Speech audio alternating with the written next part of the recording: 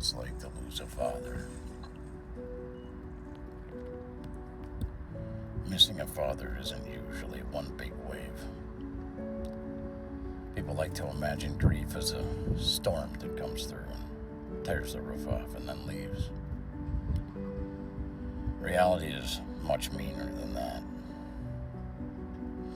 It behaves like a leak in the ceiling. Most days you don't notice it. Then one afternoon you look up and the stain is bigger than it was yesterday. It isn't the funeral that keeps happening. It's the ordinary moments.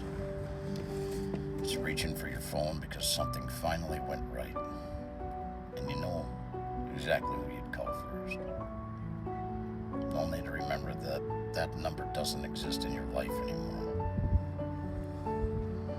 It's fixing something around the house and wishing you could hear him say, "No, you're doing that wrong," before showing you the trick that somehow never made it into the instruction manual. It's wanting advice you probably already know he'd give, but realizing hearing it from your own memory isn't the same as hearing it from his voice. Sometimes grief disguises itself as guilt. You spend years trying to become the person you think he'd hoped you'd be, measuring yourself against a standard that he never really wrote down. Every success feels incomplete because you can't see the look in his face.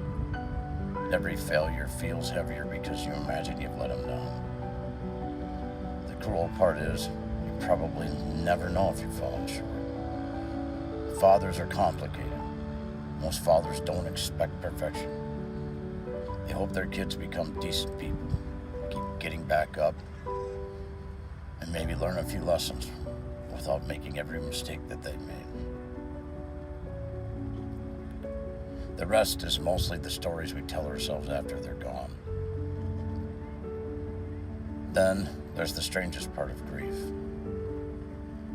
You know someone died, and still, you don't fully believe they're gone. Your mind understands it, but your life doesn't.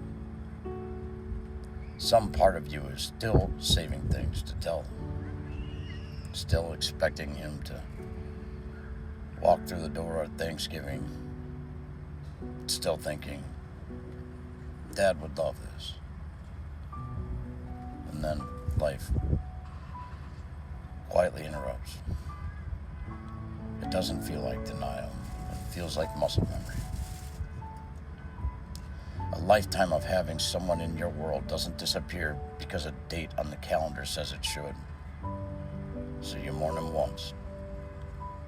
You'll mourn him every time life gives you something you wish you could place in his hands.